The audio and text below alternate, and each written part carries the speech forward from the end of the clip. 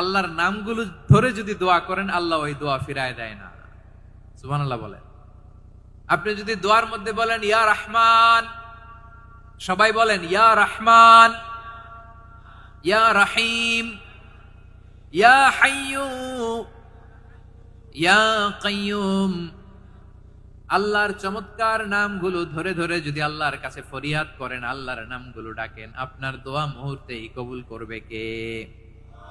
বিষ্ণু ঈসা ইসলাম এভাবে আল্লাহর নামগুলো ধরে ধরে জিকির করতেন, আল্লাহর নাম জপতেন। তিনি বলতেন আসআলুকা বিকুল্লি ইসমিন হুয়া লাক, আল্লাহ তোমার যত নাম আছে সব নামের ওসিলায় তোমার কাছে ফরিয়াদ করি, সব নামের ওসিলায়। আনজালতাহু ফি কিতাবিক, যে নাম তুমি তোমার কিতাবে নাজিল করেছো।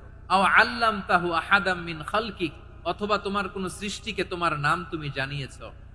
আও ইস্তাসারতা বিহি ফি ইলমিল গায়বি ইনদাক,